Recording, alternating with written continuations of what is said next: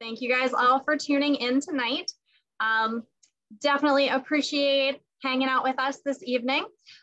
We are really excited to welcome Dr. Andy Pitkin from Karst Underwater Research. The areas that they explore are critical to the health of freshwater spring systems, which are a core component of Florida's ecosystem. Environmental conservation is a huge topic at Pura Vida Divers this month. In addition to learning from tonight's presentation, we hope that you guys will take action to protect the health of our waterways. Sorry, we've got a couple more people coming in. There's a couple ways that you guys can get involved this month if you'd like to. One of which is by donating to our fundraiser on behalf of Patty Aware. We actually already met our fundraising goal of $500. We did that by day 3, so we are super excited about that. But we are welcoming incoming donations all month long, and all of that goes directly to Patty Aware to help fund their conservation programs. And then we also are offering Dive Against Debris courses here at Pura Vida Divers throughout the month. Dive Against Debris is kind of cool because it's a class that gives you the tools that you need to go out and actually conduct dives where you're collecting marine debris and reporting it so that, you know, Patty Aware is actually collecting that information, and we can make sure that we're addressing the ways in which marine debris ends up in our waterways. So I'm gonna toss it over to you, Andy. I've got a couple more people that I'm admitting right now, and then we'll get that screen share set and we'll be ready to rock. Great. Well, thanks very much for inviting me to talk to you guys. I'm just gonna bring up my presentation here. Hope everybody can see that title page. Yes, thanks everybody for joining me. It's a really great pleasure to be asked to speak to you guys. We always enjoy talking about what we do because we love it so much. And what we really do is, what we're really into is exploring underwater caves. We are a group called Karst Underwater Research, and our mission is really to help preserve these vital underwater areas, mainly by documenting them. And you can't preserve something you don't know about. So we feel that our best contribution to this is to be able to find things that are there but nobody knows about, and document them and provide that information in whatever form: videography, photography, maps, whatever it takes, to people who are interested, you know, state agencies, state parks, water management districts, and the general public, so that they know that this stuff is going on beneath their feet.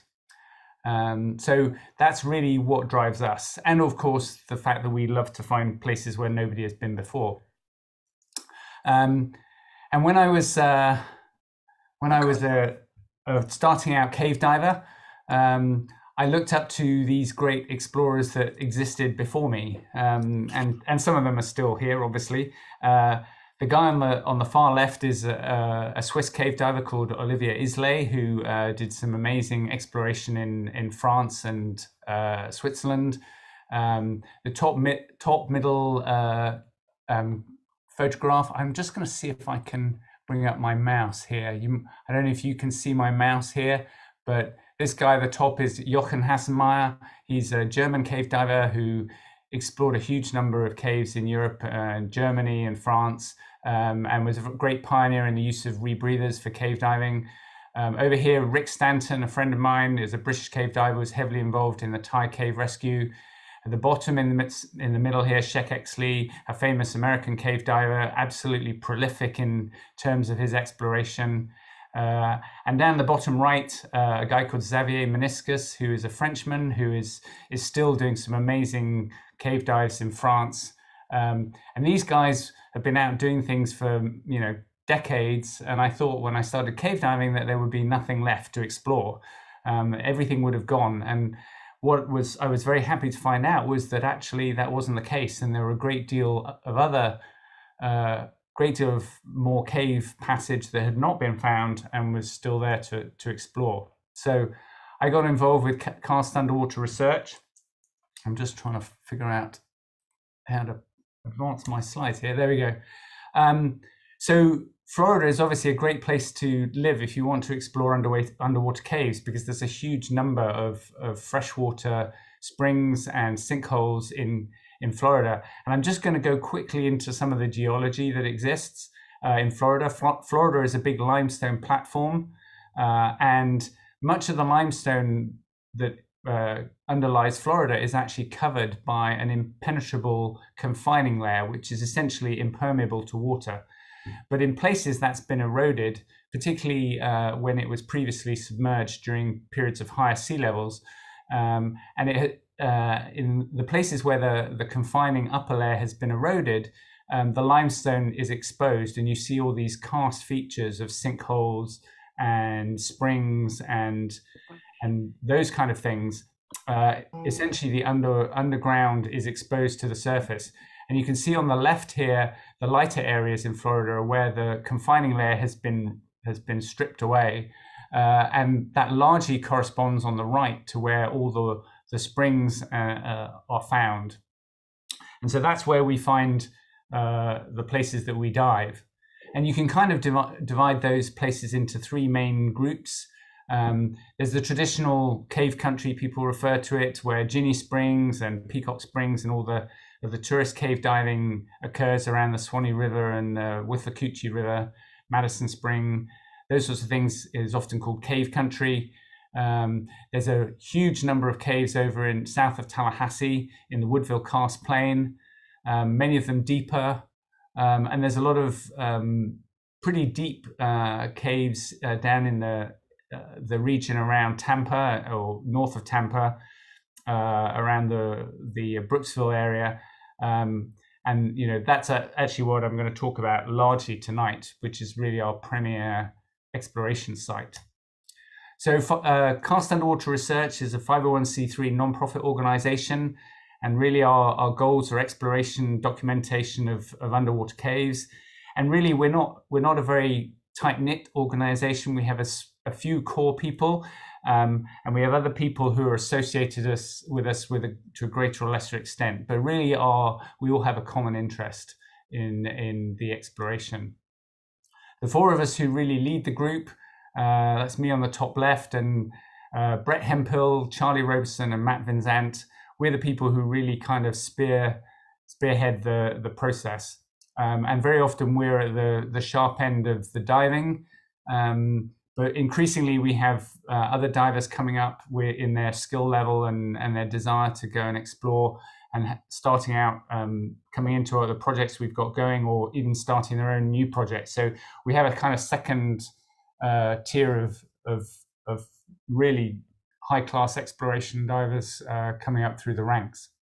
Charlie and I live up in Gainesville.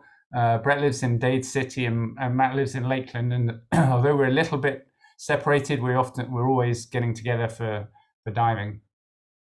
In a typical major dive, we may have 10, 15 people at the site, or even more, and it can be an all-day and all-night affair.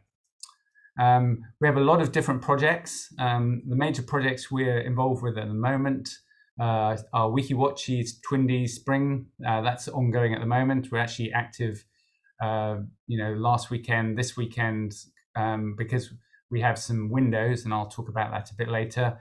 Line Eater Spring, which may turn out to be one of the longest underwater caves in the country, or even potentially the longest single sump from a cave entrance in the world. Phantom Spring in Texas, which we haven't been able to get into for a few years, and many, many other springs and cave systems in Florida and elsewhere. So I'm going to talk about some of those. The main one I'm going to talk about this evening is Weeki Wachie Spring, which is really our biggest project, and hopefully you'll get some indication for why we keep going back there, because it really is an amazing place, probably the most amazing place I've ever been. Weeki Wachie and Twin Spring is the old city of Weeki Wachie. This is a picture taken by Kurt Bowen in 2009. lit up by a diver swimming around the sinkhole and the basin, just lighting it up with an LED light. So it's a pretty cool picture. And I'm going to show you, switch to a video that was shot by a company called Liquid Productions, who were involved with us early on, but it gives you a very good introduction to the place. Okay, you got it. Okay, good. Starting 200 feet below the Earth's surface is a world of amazing beauty, a world that couldn't be unlocked for centuries, until a group of cave divers pushed the limits of human exploration, while risking their lives to fight through a punishing rush of water pouring out of a 3-foot narrow crack, to enter and document this never-seen-before natural wonder. Located 40 miles north of Tampa along US 19, Weeki Wachee is one of Florida's first and most unique roadside attractions, a magical place where mermaids come to life. The very first original mermaids were called the Aqua Bells, and these were the girls that kind of waved everybody on from the streets to come in, and they were synchronized swimmers, more or less. Newton Perry, an ex-Navy frogman, opened the park in 1947 after inventing a system that allows a person to breathe compressed air through a rubber hose. By the 60s, thousands of people, including celebrities, were flocking to Weeki Wachee to see what some call the 8th wonder of the world. Yet Weeki Wachee would never be, if not for its first magnitude spring. The fact is, the spring is so deep and so difficult to get into because of the hyperflow of water pouring out that its origin has never been found. Everybody know what we're doing? But that challenge has also inspired a group of divers and scientists who've been trying since the early 70s to find out where the spring begins and what life forms may be hidden below. Everybody's always wondered, they're like, oh, what's down there? Where could it possibly go? But they've been very aware that there's just no way a human being can possibly, go past a certain point because of the danger and the flow and the depth. And so it was, underneath the swimming mermaids, an unexplored world. If Weeki Wachee was home to these magical swimming sirens, the question lingered: what other mysteries could possibly live in the waters below? This rush of air bubbles gives you some sense of the water pressure divers face once they reach the event horizon. But even these pictures don't tell the whole story. I've had some people say it's like trying to swim up against a fire hydrant. We can sit here all day and talk about how intense the water pressure is, but it's hard to show it visually, even through the video and the documentary, because the water's so gin clear coming out, you can't even see how much it's rushing by. So entering the spring requires great strength, determination, and most importantly, a blessing from Mother Nature. Since the water is funneled through such a small opening, when Florida water levels are high or even normal, the flow of water coming out of this first magnitude spring reaches up to 250 cubic feet per second, making entering humanly impossible. But as soon as divers enter the narrow opening, they will begin to feel the upward rush of water. As the divers descend, they will find several small eddies on the side to hide in as they go lower and lower. At 110 feet, there is an area known as the perch.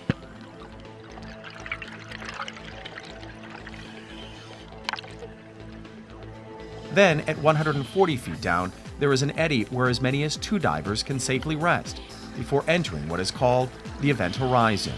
You get to 140 feet and you're at a point, once again, where you're in an eddy, much like when you're kayaking or canoeing, and it's a safe zone.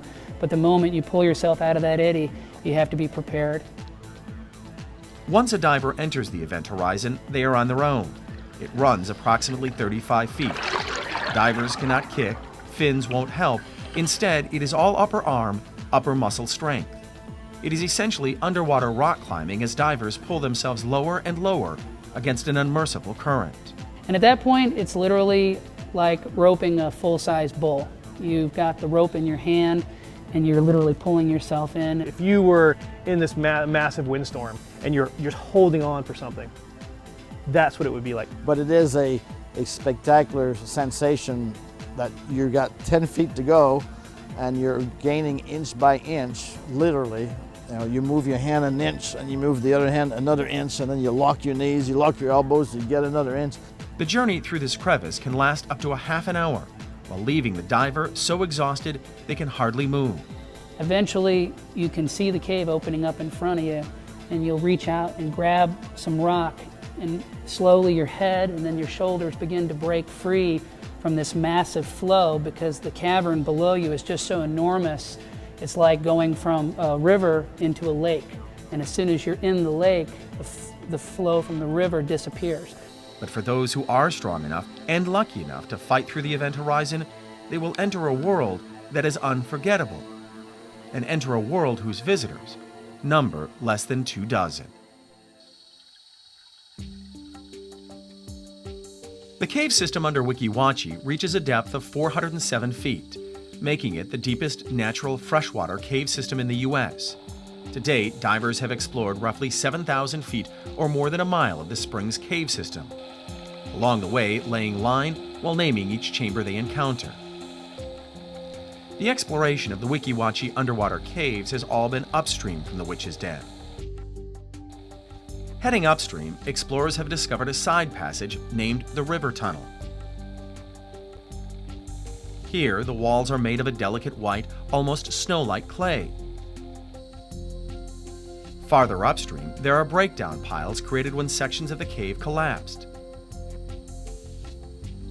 Then deeper into the cave system is Helm's Deep, a room the size of a football field.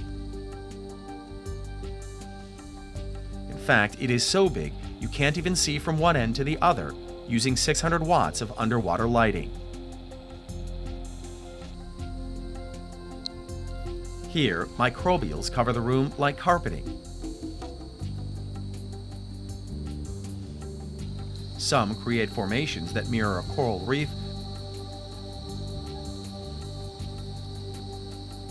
while most resemble stalactites and stalagmites that you would find in a dry cave. We're still learning about how they formed, what they are. They appear to be some type of bacterially mediated concretion or formation of some type of iron oxide. And this is a process that could have occurred tens of thousands, hundreds of thousands of years ago. So these could actually be somewhat like fossils that were occurring in a different time in the geologic past. But exactly where this cave system ends up is still unclear. It's big and it's going. This could be miles and miles of cave. So I'm just going to pause that there because I'm a little bit pressed for time. So I'm going to switch back to my presentation. So this is Weeki Wachee in 1924. Quickly got developed and by 1947 became this underwater mermaid theatre, which is really quite remarkable. It's the mermaids, if you've never seen it, these amazing underwater swimmers and dancers that breathe from basically just an air hose that has a stopcock on the end that allows they can switch on and off, and they just breathe from an open hose. There's no regulator, it's just compressed air driven down the hose. It's an amazing thing to see, and I thoroughly recommend it. Yeah, so it's been going on since 1947 and is one of those historic Florida roadside attractions. Visited by a lot of celebrities, Elvis Presley, and still going today. I think it stopped for a little while during COVID, but is now still going. This is the spring, the main spring from the air, and you can see at the back there is the theatre, which is situated so that all the glass front of the theatre is facing into the spring basin, which is where the mermaids do their show. And that spring basin is the outlet for Weeki Wachee Spring, which is a first magnitude spring. And before the early 90s, nobody really knew that there was a big cave system there. In fact, before mid-2000s, when we started in there, we certainly didn't know there was a very big cave system. And even that video, which was shot in 2009, is very out of date. It talks about over a mile of cave passage. Well, we're over 6 miles of cave passage now. So as you saw, the entrance is very challenging. It's a fairly narrow crevice where all the flow of the Weeki Wachee River comes out. And at its narrowest point, which was typically called the event horizon because it's beyond which nothing's going to escape. All of the flow of the Weeki Wachee River is coming through a narrow opening about the size of a VW bug, and you're just trying to pull yourself through that in very heavily laden with gear to do a 300-foot deep dive, so it's extremely physically demanding, and it's also very mentally challenging because it's very intimidating because you're going almost straight head down at 178, 180 feet into this incredible flow of water. And really it takes a very confident and physically strong diver to do it. We have a 1-inch rope laid through the entrance, and some people are able to pull themselves down the rope but the problem is you're right in the middle of the flow. Many people, and me included, find it easier to clamber down the side of the wall because you are able to press yourself against the wall and stay out of the worst amount of the flow. But any way you look at it, it's a very challenging thing to get into. And then coming out, you're having to try and keep your ascent slow, coming up from 178 feet up to 140 feet, which is the first time you can actually get out of the flow. And in practice, all our decompression stops between 170 foot and 140 feet, you have to do at 170 feet because there's just no way you can sit there at 160 feet and do a decompression stop. The water pressure is just too much. The water flow is too much. This is another picture of the entrance. As you can see, this section between 168 and 140 feet is just something you just can't control. And like you saw in the video, Paul Heineth there, a veteran cave explorer, it's the toughest, he said, it's the toughest entry of any cave system he'd ever been in, and he's been in a few.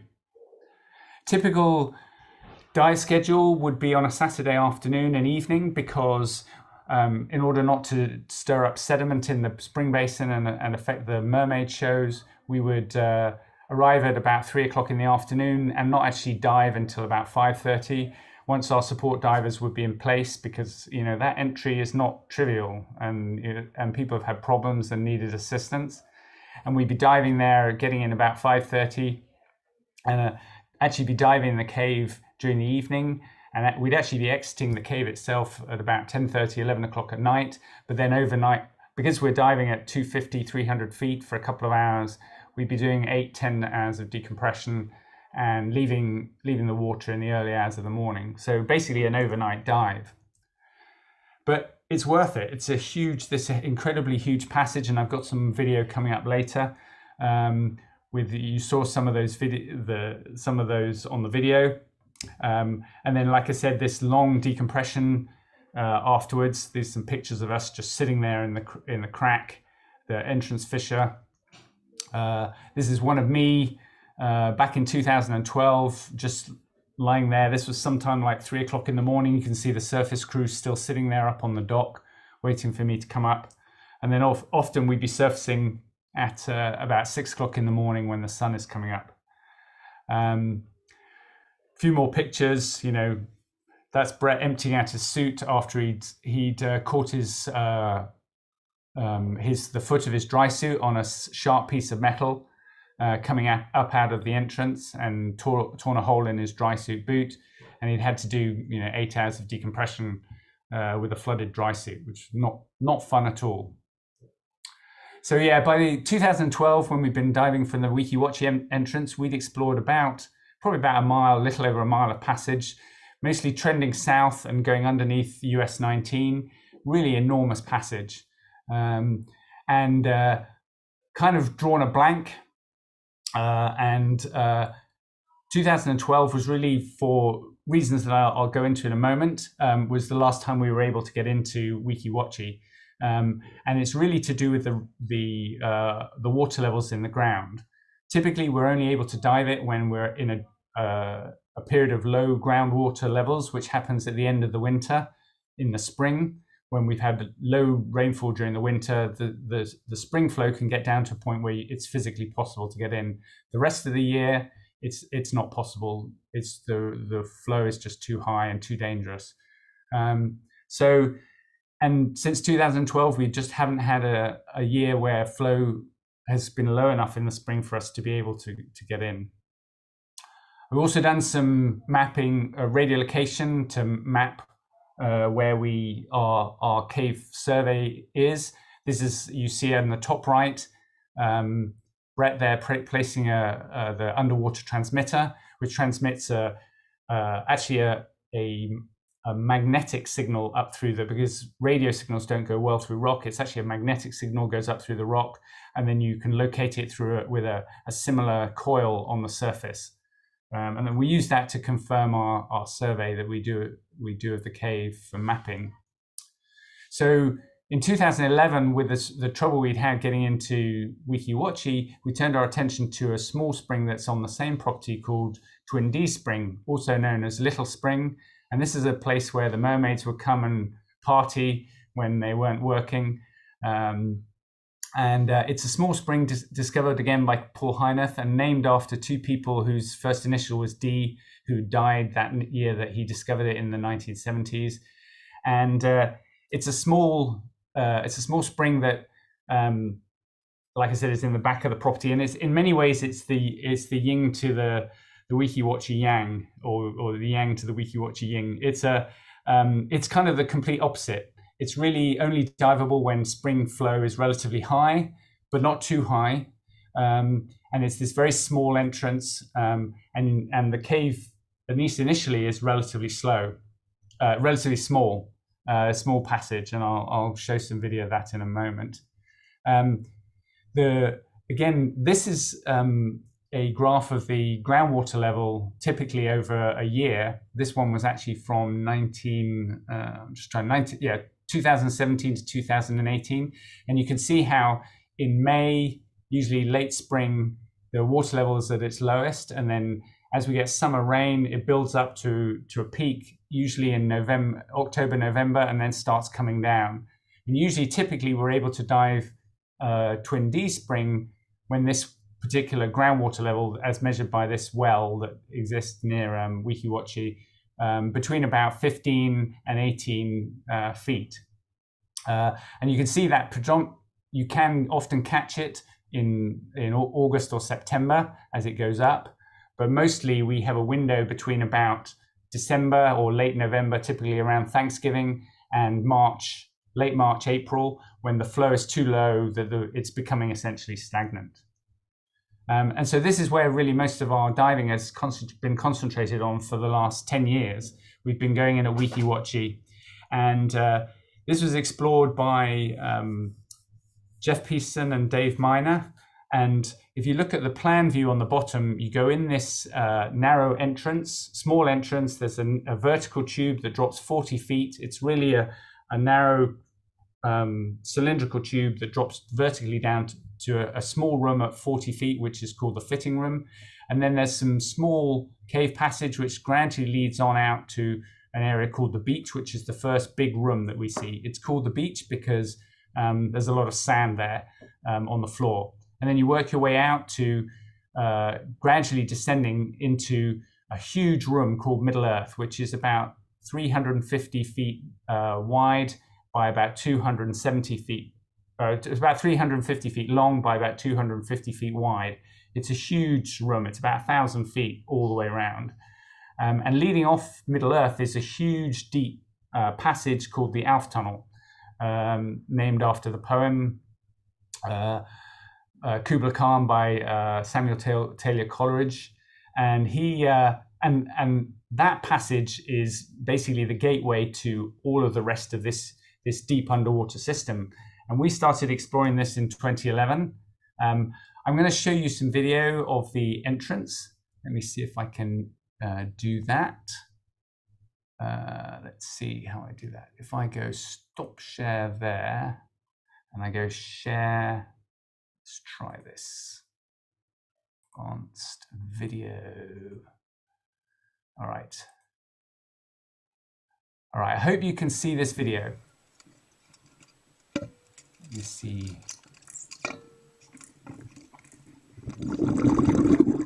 Let me know is that video coming through? Yep, looks good. Great. Okay, good. So there's this. You can see this vertical tube that somebody is videoing me going through. And it's a pretty, that's it. It's a small vertical tube that you've got to go through. And everything for a huge 10-hour, 12-hour exploration dive, cylinders, rebreathers, scooters, all sorts of, everything we need has to go in and out through that hole. The worst part of it is that last 40 feet is where we have to do a lot of our decompression. But luckily, that small room at the bottom there, the fitting room, is somewhere where we can actually do some decompression. And we actually have a habitat there, which is a commercial lift bag, allows us to do a lot of our decompression there in the dry. And you'll see a little bit of that later on. Anyway, that's the entrance.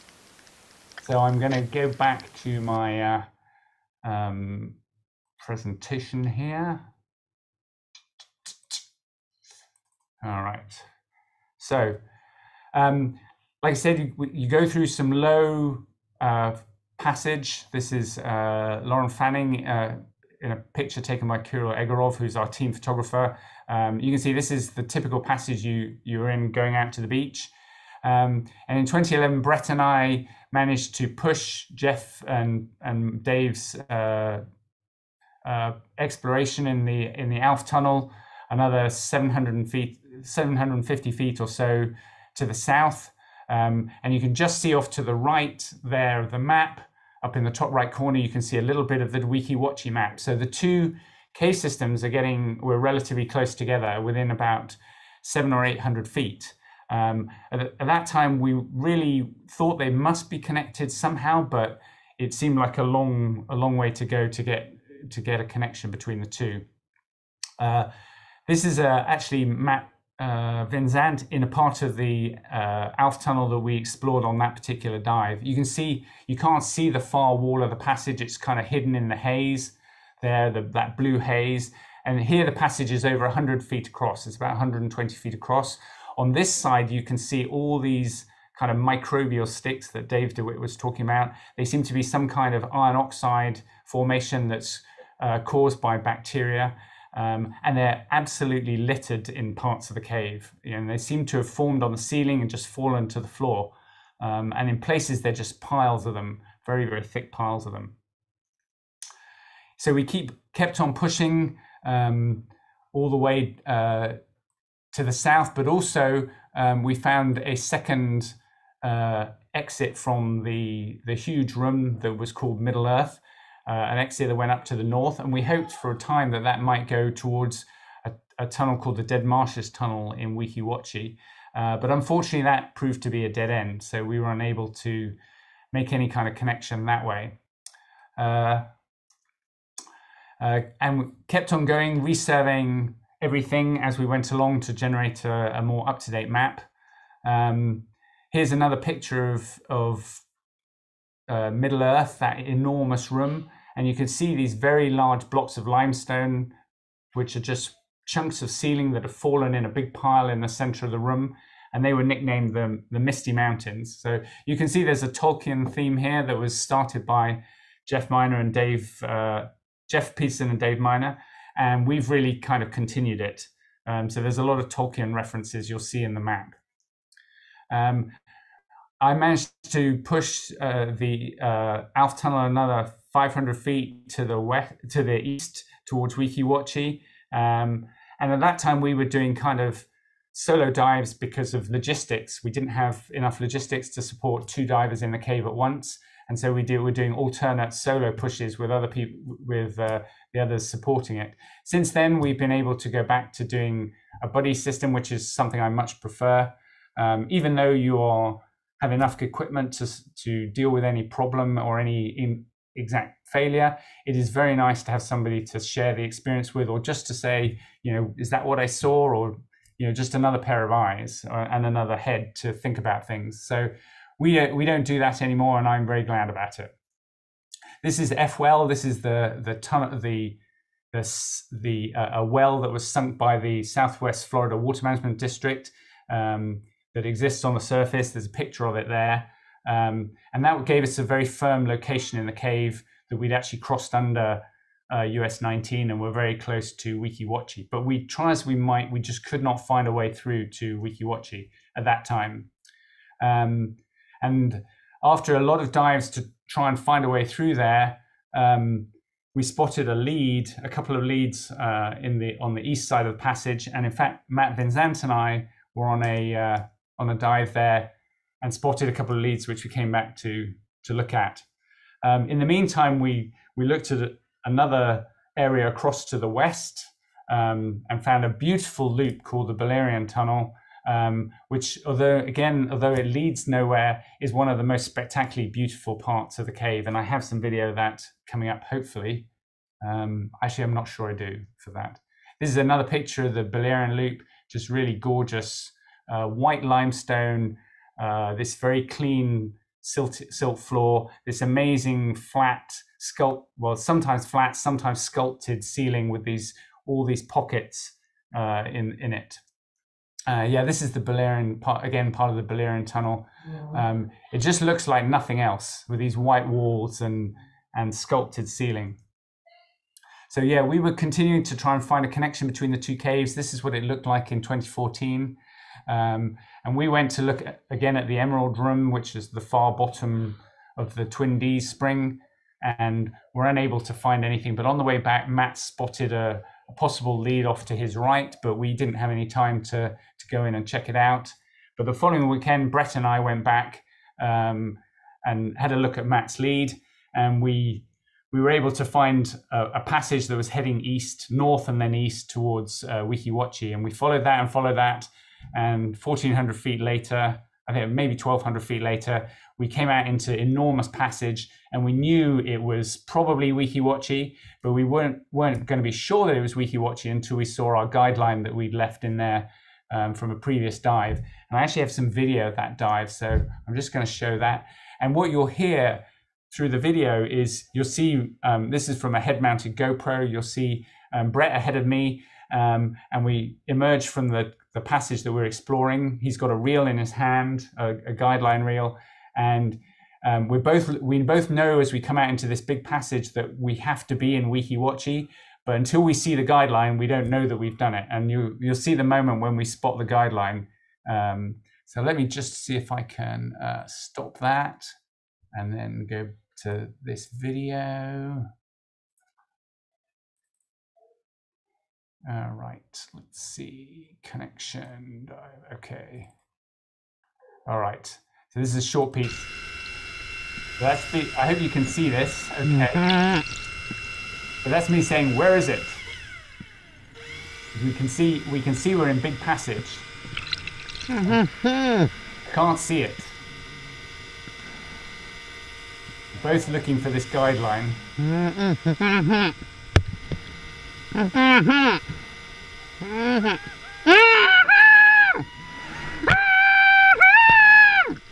So we're just so elated we can see the guideline.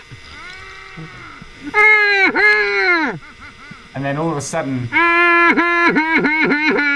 Brett's got his line reel, but he's actually runs out of line. So I had to go to the other line and bridge the gap. That was a big deal. So yeah, that was the moment we connected them, and of course at that point we then had a back door into the Weeki Wachee system that we could actually use. So let me just go back to my presentation. All right. Yeah, so you can see the map on the left there. We'd found this passage going up to the north and then finally coming into the largest part of the Weeki Wachee passage. So that gave us a back door. We go in at Twin Dees, so we never had to go in that entrance of Weeki Wachee, which was frankly terrifying. Although it was uncomfortable to go in through the Twin Dees entrance, it was definitely felt a lot safer. And thankfully, I don't think I ever want to go back in the main Weeki Wachee entrance, even if it became possible. But it hasn't been since 2012. Most of the water that comes out of Weeki Wachee Spring actually comes from the southeast, and we know this. On the left is a a map that shows the spring shed. The green area is the spring shed for Weeki Wachee. So that's where the water that comes out of the spring actually falls as rainfall. And on the right, you can see a potentiometric map. And this is the pressure, hydrostatic pressure of water that exists in the ground. And you can see that that increases as you go to the east, which shows that the gradient, the water gradient, is coming from the east and the south. And that's where we would expect the passage to follow, because that's where the water that creates the passage is coming from. So we have mostly been looking for passage in the southeast corner of the cave.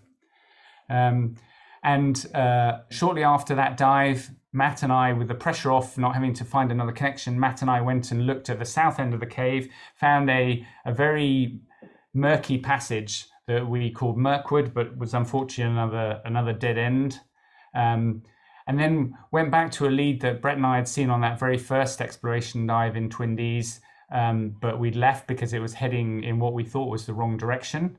But it was this very weird place, and we were in this strange cave passage where there was this incredibly smooth white limestone wall that you can see here.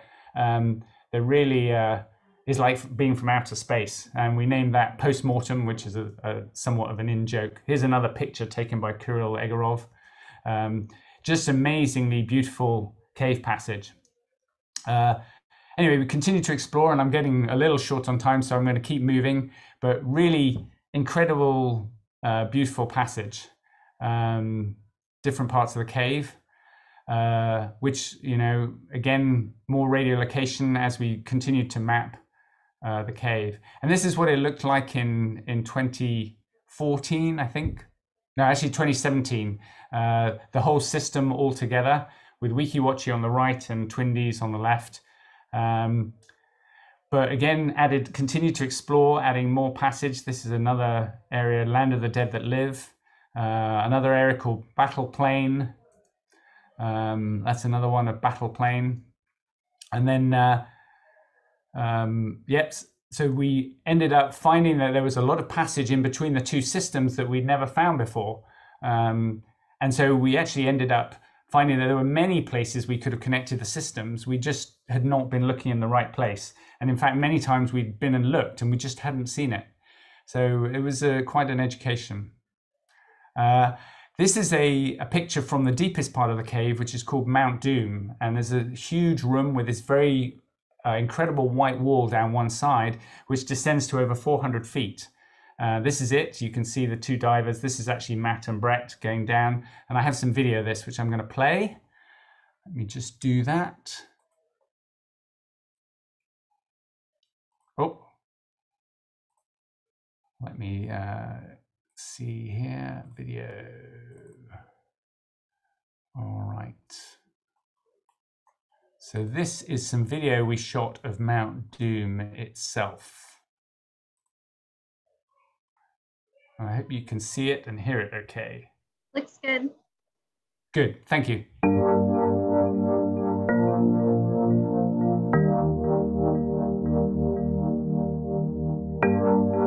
This is the main Weeki Wachee passage.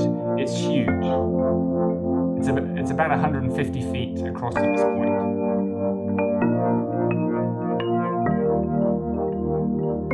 There's no way you can light it all up.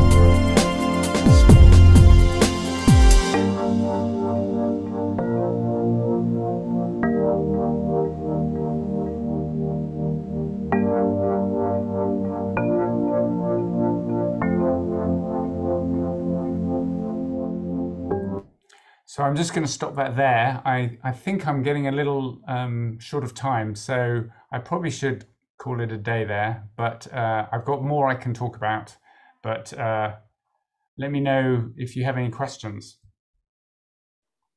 Okay, wonderful. Thank you so much. Guys, just as a reminder, I see some questions coming in. There is a little chat at the bottom of your screen, so type in your questions there. And let's kick it off. So, okay, so one of the first things we had was the liquid productions video. Where can we see the whole thing? That's not possible, unfortunately, because I don't own it. But if you want to see the video I just showed and a whole load more of them that we've done since, if you go to the site www.vimeo.com/apitkin, all one word. And that's my Vimeo site. And that's got a lot of the videos we've shot in WikiWatchy and elsewhere available. That's the one. Yeah, that's the one. Perfect.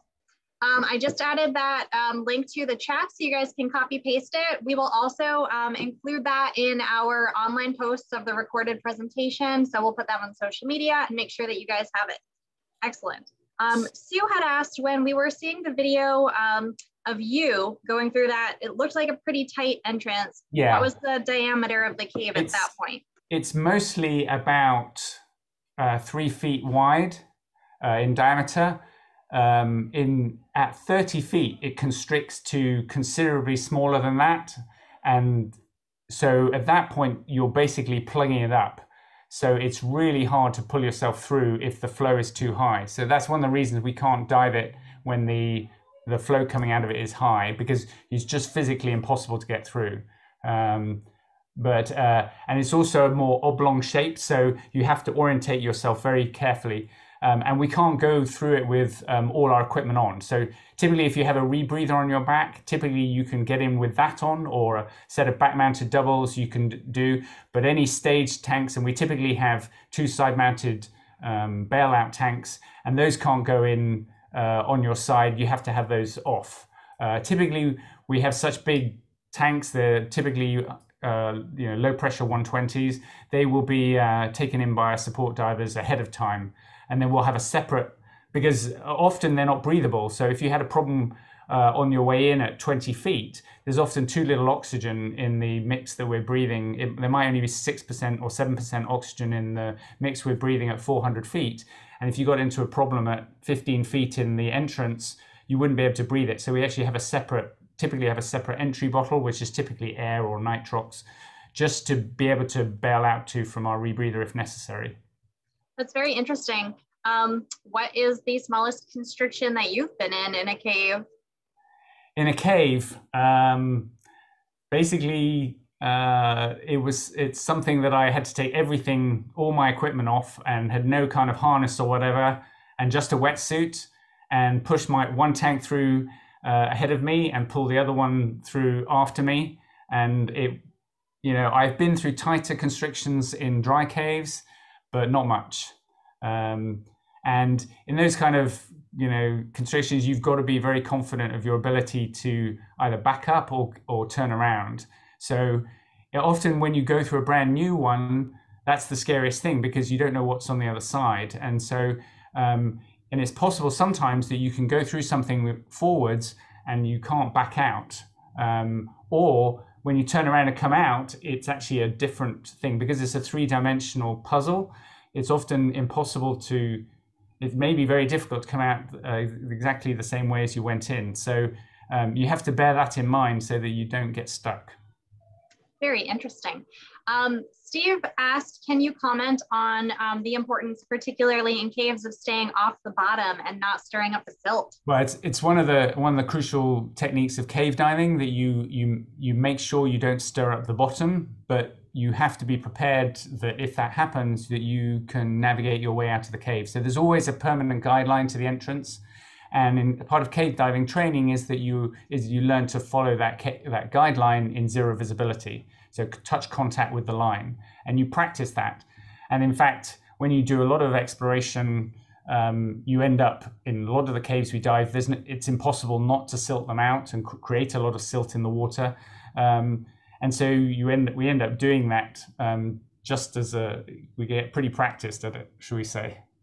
Many times there's just no way to go through there without kicking up the silt. Makes sense. I think Dave's next. Due to the length of exposure for each dive, do you change your O2 sensors before every dive? No, we don't, but we do make sure we change them on a regular basis. And I personally test mine both underwater when I'm at 20 feet. I will flush through with oxygen and make sure I get an appropriate voltage from them. And we also have a pressure pot that you can put the rebreather head in, and you can actually test them in that. So we test our cells for linearity up to 2 atmospheres. So, we're very careful about that. And the last thing you want is for something to fail on a dive. But having said that, it has happened. Excellent. Ryan asked, are the microbial sticks still biologically active, or are they left over from a time when water levels were lower? That's a great question. As far as we know, they're left over from a previous time, but we don't know whether that was when water levels were lower. They may have been when the chemical composition of the water was different from what it is now. But it doesn't seem to be that we seem to find them at places where the cave was never dry. The cave has never been dry where they formed. So it looks like they did form underwater, but they formed at a time maybe when the water chemistry was different.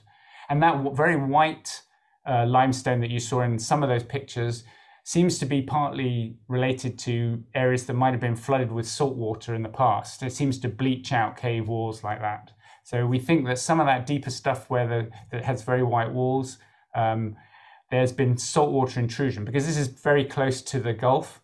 At times when the freshwater levels have been lower and maybe sea levels have been higher, you have saltwater intrusion through the limestone from the Gulf into the cave system, and it bleaches out the cave walls like that. Interesting. Yeah, the videos I think everybody noticed were absolutely gorgeous, very stunning. Okay, so obviously at Karst, you guys in particular are collecting research and data and information that you're relaying to scientists. What started the initial exploration into Weeki Wachee? Was it cave divers just wanting to go a little deeper? Was it science or both? Yeah, I mean, Sheikh Exley was one of the first people to go into there, and it was just pure desire. Here was a first magnitude spring. Most of the first magnitude springs in Florida had already been explored, had a cave system, and here was a huge anomaly, which was a first magnitude spring that there was no cave known about, simply because nobody had been able to get in there. And Sheikh Exley actually got into that first entrance room from the main entrance, and then he swum to a pile of breakdown at one end of the room, and he believed he was diving air at about 260 feet, and he was very good on air, but there was obviously an element of narcosis, because he believed that the water was just coming through impenetrable breakdown. And then when Brett Hemphill got in there in 2007 for the first time, he got over to that end of the room and he could clearly see a way through the breakdown, and that Sheikh Exley had probably been knocked when he was looking at it. And that was really the opening that he needed. And he proceeded to, Brett laid a lot of line in there in 2007. Very cool. Dana wants to touch a little bit more on water chemistry. Can you speak more to water samples that you guys have taken at different depths? And then just touch a little bit more on what information you guys are bringing back with you or relaying to the water management researchers and scientists. So we have looked at it. One of the things we know is that it has a relatively high solute content. But there are multiple water sources within the cave, and those have been identified both by individual water samples, and also we've taken data loggers called a data sonde through the cave, and by synchronizing times and depths, we've been able to identify exactly where it is, and you can see differences in water conductivity, dissolved oxygen in different parts of the cave. And from both that and other observations, we're pretty sure that there are multiple water sources that contribute to the flow. Some of the water in there is extremely old, fell as rain several thousand years ago. Some of it is relatively new, fell within the last year.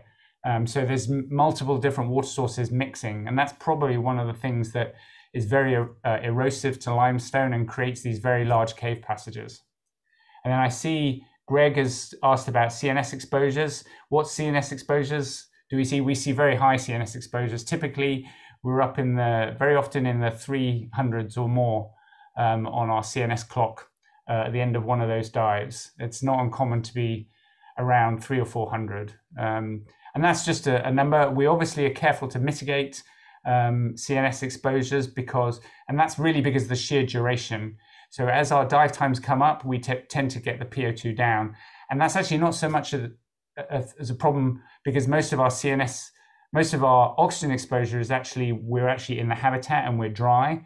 It's actually pulmonary oxygen toxicity we see, which is something you don't really see in dives shorter than about 8 or 10 hours.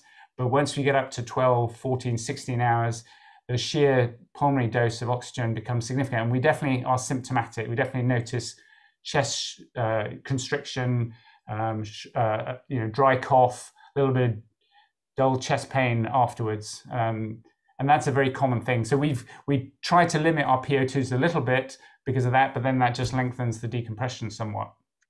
Really quickly before we move on, because Gus does have a great question coming up, but Andy, you are a medical doctor, right? That's right, yeah. So have you done any research, or just does this level and intensity of diving tie into your quest for more medical knowledge about diving and the human body?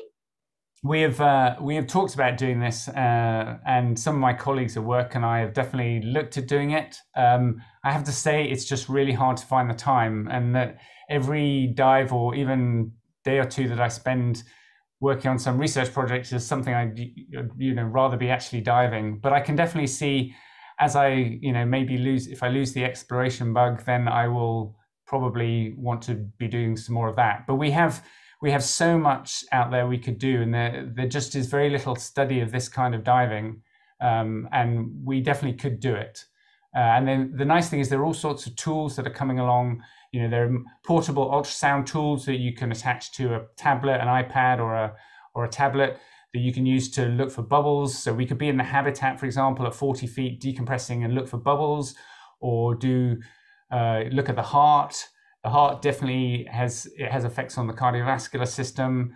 There are, lung function tests we could do. There are blood tests to look at oxidative stress. There are so many things we could do, but we just haven't got around to doing it. Very neat. Well, in addition to perhaps looking into some of those when you guys are decompressing, what else do you do for those 8 to 10 hour deco stops? I like that Gus was like Netflix and chill. Yeah, well, in fact, we do inside the habitat. We typically will take a tablet down in a waterproof sleeve, and then I have one of those waterproof speakers, Bluetooth speakers you can put in the shower, and we can watch a movie in there. And so that's great. So we watch a couple of movies. We have communications with the surface through a thing called a single wire telephone, also known as a Mickey phone. In the past, what we've done, and we may do again in the future, we've actually been able to have a Wi-Fi access point inside the habitat, inside a housing, with an Ethernet cable to an LTE modem on the surface. And so we've actually been connected to the internet. So we had the tablet connected to an internet, and I actually FaceTimed my kids one time from the habitat, to say goodnight to them before they went to bed. And it was like, yeah, Dad, oh, great, didn't realize I was 40 feet underwater, and, it seemed kind of cool to me, but, yeah, whatever. Bye. It'll be more interesting when they're older. But that's really fascinating. Soon you guys will be down there with all the amenities. Yeah, that's right. It's great, and it makes a big difference. And that when you're down at 400 feet and you can see the decompression clocking up, and it's, it's not 100 minutes, it's 6,000-8,000 minutes of decompression.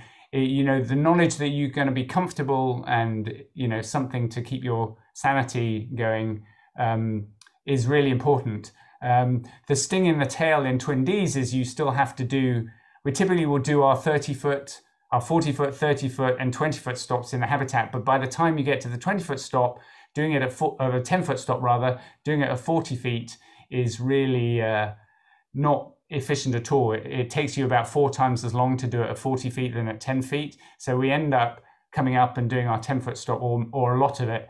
So we're typically doing an hour and a half or so in the water at 10, 15 feet at the end of the dive, and you're cold and everything aches and you're a little bit miserable. And so that's the sting in the tail, unfortunately, at Twin Dees, which we don't have at other sites. Other sites we have a habitat where we can just come straight to the surface when we're done, but not at Twin Dees. All right.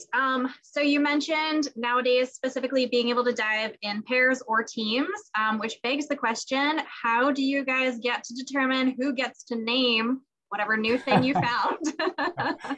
Well, I'd like to say it's usually a process of negotiation, not negotiation, but you know, it's sometimes hard coming up with names. So if somebody comes up with a good name, then it tends to stick very quickly. So you know. I'm trying to remember. So Brett came up with there's a sort of there's the Tolkien theme that runs through all the Wiki-Watchy names, but Brett went on one of his earliest dives, got into some of that very white-walled stuff, but it was very crumbly limestone, and all his tie-offs were coming off, and there's lots of percolation raining down from the ceiling. And so he called it White Death because he thought it was scary, and he called it White Death. So there's a room in Wiki-Watchy called White Death, and afterwards, when we found some more stuff like that, we picked up on the death theme. So there's the post-mortem section, so it's after death, which is all that white stuff. It's that beautiful white stuff. It's some of the most beautiful cave in the whole system. And then there's a not dead yet room. And yeah, there's basically a lot of little in-jokes, but mostly in Wiki-Watchy it's the Tolkien theme. So if somebody comes up with a good name, and primarily it's the people who find it get to name it. We have names, you know, named some things in tribute to people, but generally it's been something related to the Lord of the Rings. That's a great theme. It leads to some really interesting names. Yeah. Some of them incomprehensible, actually. Yeah. Mm-hmm. So karst aquifers are systems that aren't unique to Florida, correct? They're found throughout the U.S. No, not unique to Florida. No, there are so many others in the country. I mean, there are some in the west, out in the west in the desert, West Texas, and New Mexico. And then there's Missouri has an extensive underwater karst aquifer. So anywhere you find caves, anywhere there's limestone and water, there will be caves. And sometimes the water is eroded, has now drained below the cave system, and sometimes it hasn't. And sometimes there'll be a mixture. So you may have a dry cave system with an extensive underwater cave system. It just happens that in Florida, the water levels are such that most of the cave tends to be underwater, but in other parts of the country it can be half and half, or it depends on where you are. Are there similar exploration groups or projects underway in these other locations? There are some, but they're not. They tend to be smaller and less active than us. But yeah, there's a group in Missouri that are doing some diving. There's Mike Young's group has just been in Roaring River I think that's also, is that in Missouri? There's a spring called Roaring River, which has just become the deepest underwater cave in the United States, actually, at 470 feet deep. So the previous record was Phantom Spring in Texas as the deepest underwater cave in the country.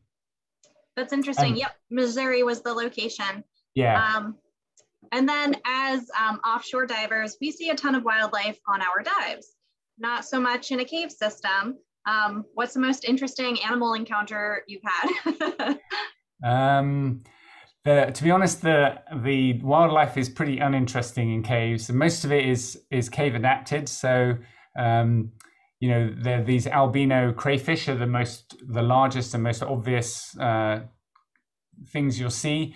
it's a pretty meager food chain. You know, often the bottom of the food chain is bacteria that often are able to use sulfur as an energy source. And then there are little crustaceans called amphipods and isopods that will feed on the bacteria. And then there were some larger crustaceans, the crayfish, that will feed on the amphipods. So it's a pretty small food chain. You see more of it when there's extensive surface material that gets washed in. But in caves that are very clean, like this one, there's very little. We see very little life in Twin Dees. We have seen the occasional catfish way back there. So there are places where we think there may be a connection to the surface, but that we can't get through. That's very interesting. Sometimes the most interesting wildlife is just your buddy. Yes. Where can we just follow the research that you guys are doing? Are there online resources? Where can we just take a look at what's happening at Karst? Well, we have a Facebook page, which is probably the most up to date, and just search for Karst Underwater Research on Facebook.